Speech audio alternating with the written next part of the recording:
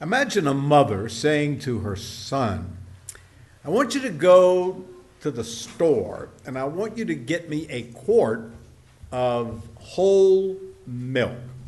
Now, it's important that it be whole milk. We're going to have homemade ice cream tonight, and non-fat won't work as well as whole milk. It's got to be whole milk. So this teenage son gets in the car and goes to the grocery store. And as he approaches the dairy section of the grocery store, he's talking on the cell phone with his girlfriend. He grabs a carton of milk and pays for it, goes back home, and to his surprise, he picked up non-fat milk instead of whole milk. But he was surprised. He really did not know he had done that. He thought he had whole milk. Now that's a parable of the spiritual life of some people. You see, in the spiritual life, there's such a thing as whole milk, and there's such a thing as 2%, and there's such a thing as just skim milk. Which kind of spiritual life do you have? How do you figure that out? What's the whole milk like, and what's the 2% like?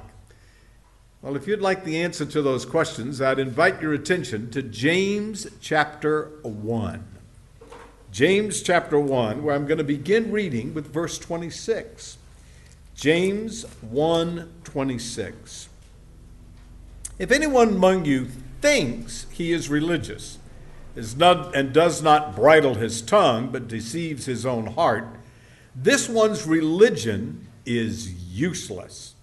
Pure and undefiled religion before God and the Father is this: to visit the orphans and widows in their trouble, and to keep oneself unspotted from the world.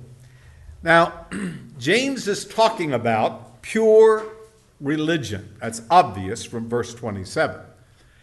But what he says in verse 26 is it's possible to be deceived by spiritual life. So there's two kinds of religion, if I can use that word, he does, in this passage. One is a deceived spiritual life, and the second is a pure spiritual life. So those are the two kinds of spiritual life we're going to talk about today. Let's begin with being deceived. Now, how could that happen? Look at verse 26. If anybody thinks he is religious, the key word there is he thinks he is, but as James goes on to say, he isn't. He's deceived. Now, what could make somebody think they have, whole milk, so to speak, and end up with non-fat? What does that? Well, I think the answer is in the word religious. The Bible doesn't use that word very much. Matter of fact, it doesn't use it much at all. This particular word puts the focus on the rituals of religion, the rites, R-I-T-E-S, of religion, the externals of religion. And that, I think, is the clue as to what's going on here. James is talking about somebody who goes through the external forms of religion. Earlier in the passage, he said, don't just be hearers of the word, but be doers. Remember that verse? That indicates that perhaps he's talking about hearing the word in an assembly of believers. We call that the church service.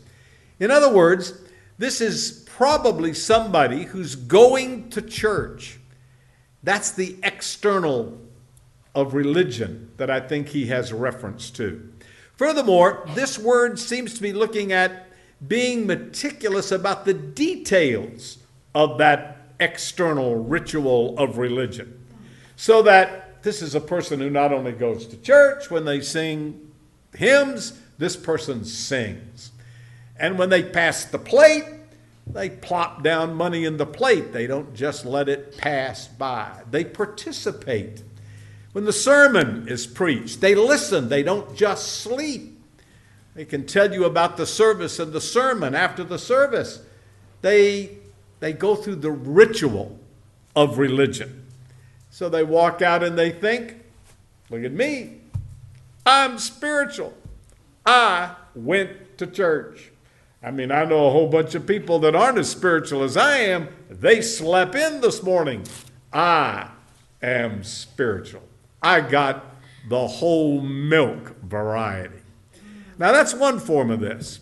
I think anything you do that is the external could contribute to this. Many people have a ritual of reading their Bible and praying every day. That's not bad, by the way. Neither is going to church, neither is singing, neither is putting money in the plate. None of these things are wrong. That's not the problem. The issue is that you think that because you did those things, you're spiritual.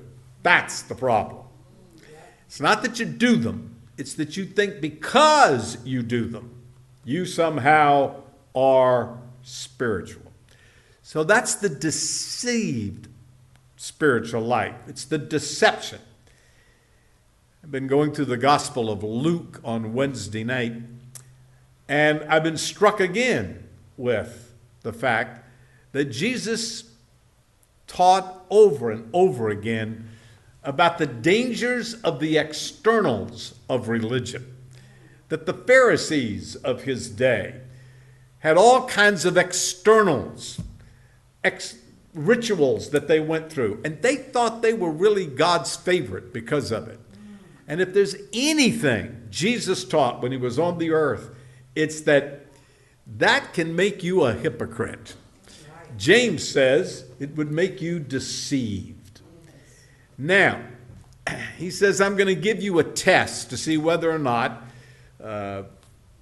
you're deceived, whether or not it's working or whether you're deceived and just going through the forms. Now, he's going to pick one thing. I think a number of things could fall into this category. But he says in verse 26, if anyone among you thinks he is religious but does not bridle his tongue. James says, all right, let me give you a test. It's the tongue test. Dr. James says, stick out your tongue and let's see how spiritually healthy you are. An ancient writer named Justin said, by examining the tongue of a patient, a physician finds out the disease of the body, and the philosopher the disease of the mind. I think James would add to that, and we can stick out your tongue and find the disease of the heart. So James says, you want to know if it's doing the real thing? You got the real pure thing? Well, listen to the way you talk. People think they've got it, but just listen to them. They don't got it at all. An old wise man said, you can generally tell the metal of the bell by the sound of the clapper. Just listen to what people say. You can pretty much tell where they are spiritually. By the way, that sometimes goes, listen carefully, to what they don't say. That can sometimes be just as interesting as what they do say. Now, as if that's not bad enough, he says, and oh, by the way, you're not just deceived, your religion is useless. That's verse 26. That person's religion, all those religious activities, didn't get you anything. And the point being, it had no practical effect on your life. It didn't affect you.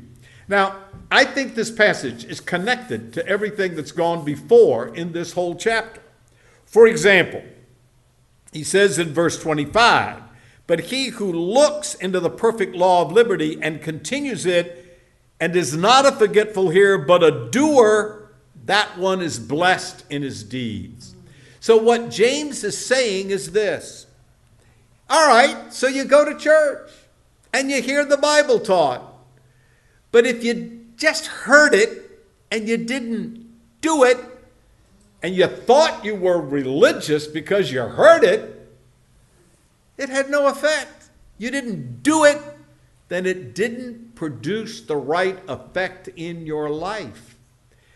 As a matter of fact, he says in verse 25, if you look into the perfect law of liberty.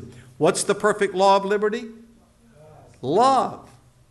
So here you go to church and you hear that you're supposed to love, and you march right out and say unloving things. Ooh. Then what good did it do you to hear the word of God? Nothing. Zip, zilch, zero, nothing. It didn't affect even the way you talk. By the way, back up to verse 19. He says, so then, my dearly beloved, let every man be swift to hear, slow to speak. So if you're hearing the word of God, one of the things that happens is you learn to control your tongue. So you hear that, you know that, march right out and pop off at the mouth when you should have been a little slower on the draw. And remember, in chapter 3, he's going to say that if you really want to be spiritually mature, you've got to control the tongue. That's a sign that you have self-control, which is part and parcel of being spiritually mature. But if you don't have it, then that is a demonstration that you don't got it. You don't have the whole, pure milk of the Word of God. So, ritual minus the reality of spiritual truth is absolutely useless. I hate to tell you this. You may have wasted your time coming to church today. You may have wasted your time listening to me teach. Because if all you do is hear and don't practice, what good did it do you? It's absolutely useless. So James is saying it's possible to live a deceived spiritual life. Because you go through some external rituals, you think you've got it, when in reality, you don't. Let's suppose somebody gets sick, and they go to the doctor. And the doctor says, let me explain to you your physical problem.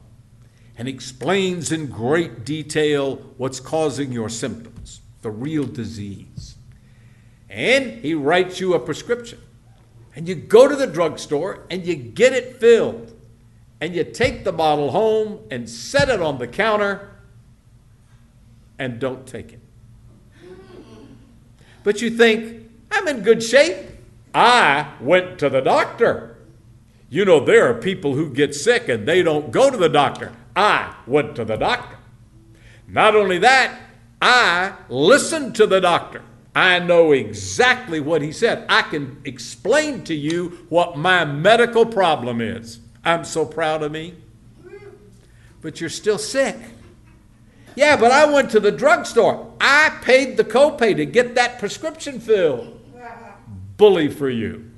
But you're still sick. You've got to take the pill. And that's what James is saying. If you think you're spiritual because you did something like go to church or read your Bible or listen to the Bible taught or whatever, and it did not have any practical impact on your life, you are deceived, and all that you did is absolutely useless. Wow. Pretty heavy duty, isn't it? So what's the whole milk? What do I have to do? Well, he showed you one thing, control your tongue. But there's more. Look at verse 27. pure, pure, pure. I'm emphasizing that for the simple reason that most who come to this passage skip over that word. And then they say the passage is talking about true religion versus false religion. James is not talking about true versus false. He assumes that you know the Lord. Calls them brethren in this passage, talks about them being born again by hearing the gospel. No, he's not talking about true versus false. He's talking about pure versus impure. Or to illustrate, he's not talking about milk versus water with white paint in it. That's true versus false. He's talking about the difference between whole milk, 2% milk, and non-fat milk. So that, well, what kind of milk do you have spiritually? Is it pure or is it non-fat? Now, what he says in verse 27 is pure and undefiled. The idea of pure is there's no stain in it. And the idea behind undefiled is it's not contaminated. So some people have milk. In the first place, it's not whole milk. Can't make good ice cream out of it. And in the second place, it's got, well, contamination in it. Who wants to drink that kind of milk? So James says pure milk, whole milk is made out of this. Verse 27. To visit the fatherless and widows. Now that expression in the Old Testament is proverbial. It's used of anybody who has a need. So the idea is that you're going to go see somebody who has a problem. Matter of fact, the Greek word that's translated visit means to visit with care. So this isn't the visit of the postman to deliver the mail, or the consensus taker to get the data from the house, or a salesman to sell you something. No, this is the visit of somebody who has come to somebody who has need in order to help them. That's pure spirituality. It's when you are ministering to somebody else. He highlights this by saying, you visit the orphans and widows in their trouble. And the word translated trouble means just that, trouble, tribulation, pressure, stress. You go help somebody that's in that kind of a situation. So this is not checkbook charity where you write a check. It's you get personally involved. Matter of fact, I think this goes back to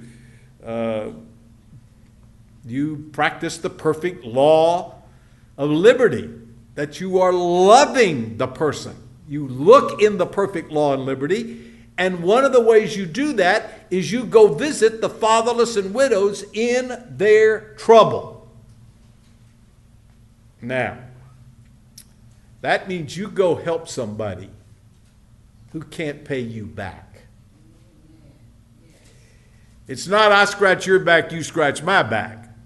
It's I'm going to go do something for somebody, and they are an orphan or a widow. They can't pay me back. Now, let me explain that in the first century, there was no Social Security system. So if a woman was a widow and had children, she was pretty destitute. So the idea here is that you're going to go help somebody who really has a need. It may be physical, it may be spiritual, it may be emotional, but you're in the business of going to help somebody. Now, keep in mind, I think this person is going through the rituals of religion. as I mentioned earlier, they're going to church. And now he says, go help somebody. You see, I think that there are people who come to church with the idea of, what can I get out of this? Whereas I think we should go to ask, how can I go to minister to somebody else? That's the bottom line of the real thing, is you're involved in helping somebody's need. There's a second thing he says, and you keep yourself unspotted from the world. Now, what does unspotted from the world mean? Well, the word world, the Greek word is cosmos, by the way, it simply refers to an ordered system. Only in the New Testament, it's an ordered system headed by Satan. Satan's number one objective in life is to live life without God. He is called the God of this world. So in his world, what he wants is that you just leave God out of your life. That would make him very, very happy. You can be moral, just leave God out of your life. You can be religious, just leave God out of your life. You can even go to church every Sunday, just leave God out of your life. That's being spotted by the world. So James says, the real thing, the whole milk kind of thing, the pure thing, is that you're not spotted by leaving God out of some form of your life. You know what? That's easy to do. I think there are people, some faithful Christians, who leave God out of their checkbook, or leave God out of their decisions, or leave God out of this one particular activity of their life. I mean, they talk to the Lord other times, but there's just certain aspects of my life, I'm just going to leave God out of that. If you leave God out, you get spotted. That's a spot, a stain. And pure religion doesn't have those stains and contaminants in it. And the contaminant is leaving God out. I do a lot of reading. Somebody suggested it's my hobby.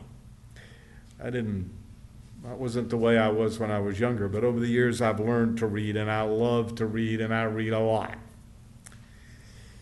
I also read with a highlighter. Matter of fact,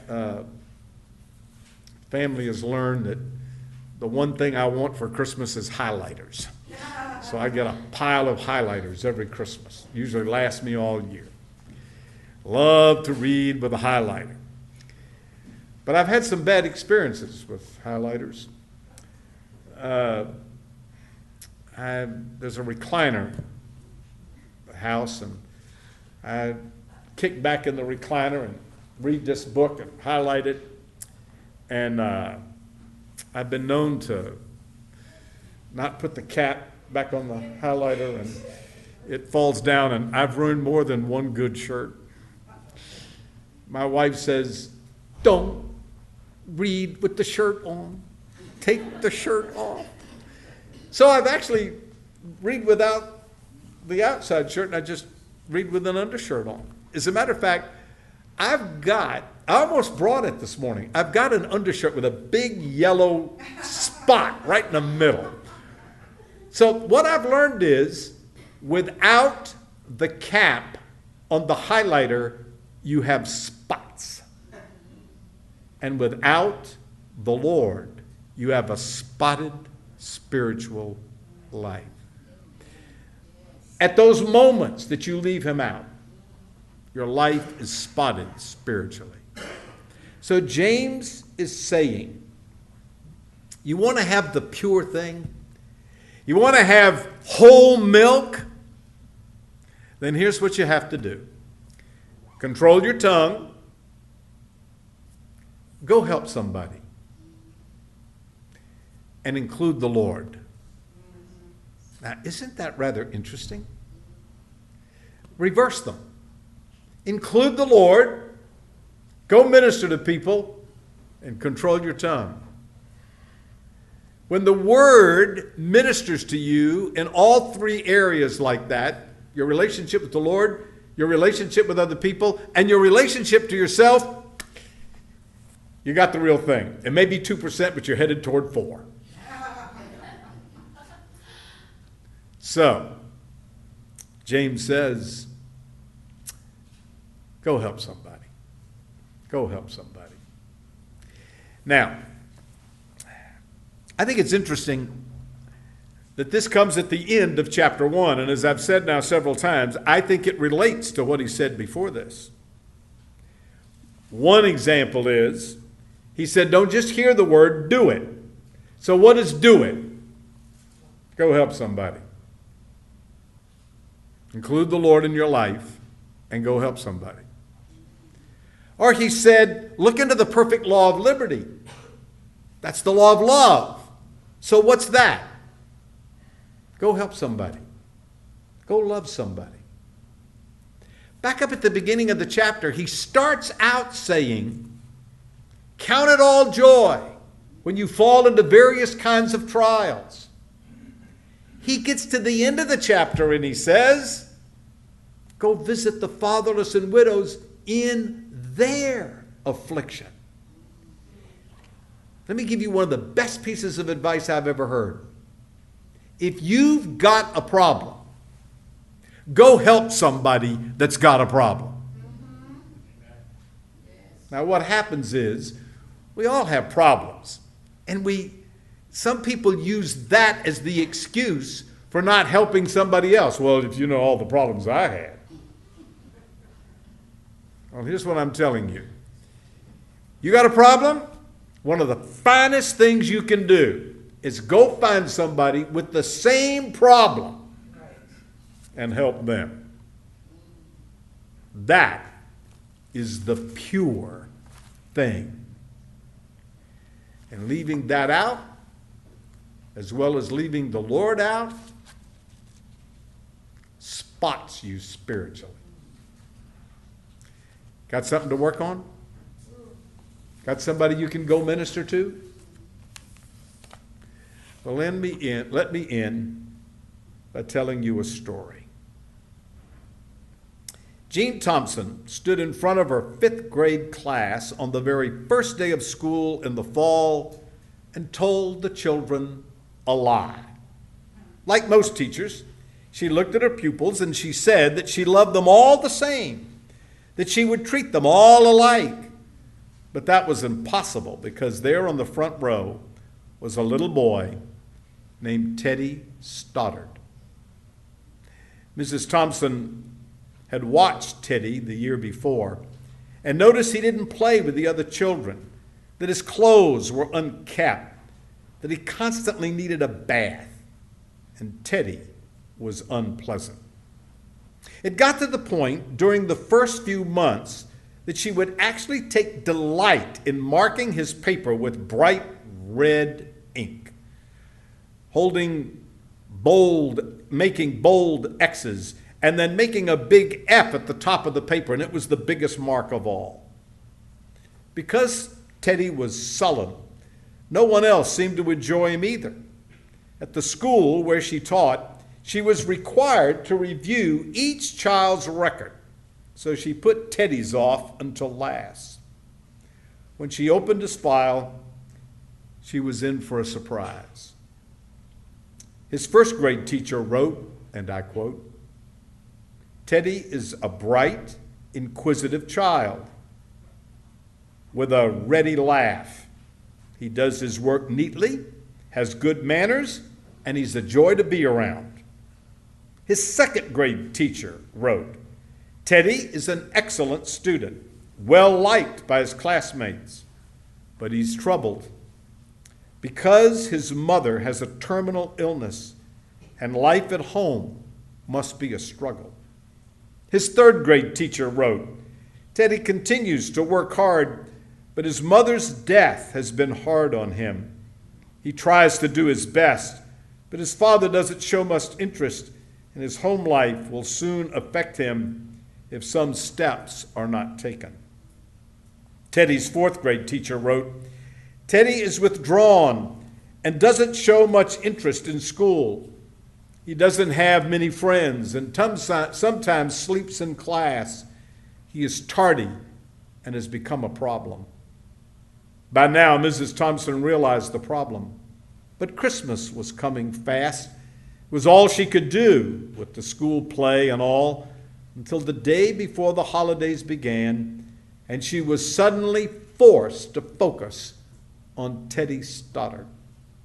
Her children brought her presents, all in beautiful ribbons and bright paper, except for Teddy's, which was clumsily wrapped in a brown grocery sack. Mrs. Thompson took pains to open it in the middle of all the other presents. Some of the children began to snicker when she found a rhinestone bracelet with some of the stones missing, and a bottle that was only a quarter filled with cologne. She remarked on how pretty the bracelet was, and she put it on.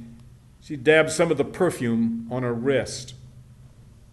Teddy Stoddard stayed behind just enough to say, "Mrs. Thompson, today you smell just like my mom used to." After the children left, she cried for an hour. On that very day, she quit teaching, reading, writing, and speaking. Instead, she began to teach children. Jean Thompson paid particular attention, on that one they called Yuddy instead of Teddy. As she worked with him, his mind seemed to come alive. The more she encouraged him, the faster he responded. One day there would be an important test. Mrs. Thompson would remember that cologne. By the end of the year, he had become one of the smartest children in the class. Well, he at least had become her pet of the teacher who once vowed to love all of her children exactly the same. A year later, she found a note under her door from Teddy, telling her that of all the teachers he had had in elementary school, she was the favorite. 6 years went by before she got another note from Teddy. He then wrote that he had finished high school, third in his class, and she was still his favorite teacher of all time. 4 more years went by before she got another letter.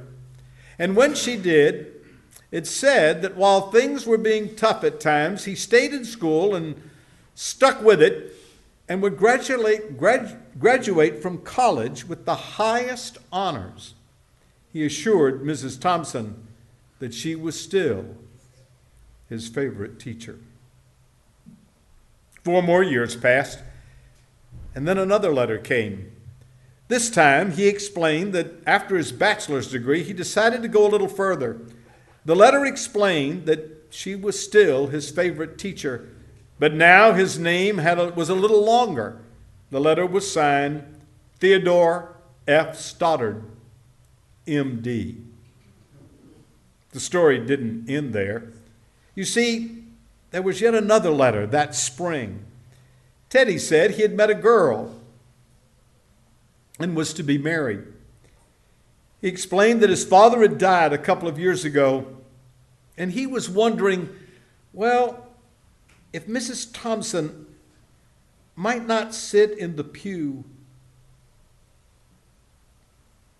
usually reserved for the mother of the groom. And guess what? She wore that bracelet, the one that had the rhinestone missing. And I'll bet on that day, Jean Thompson smelled just like, the way Teddy's mother remembered him smelling on that last Christmas they had together. Go find a Teddy and hug him like a teddy bear.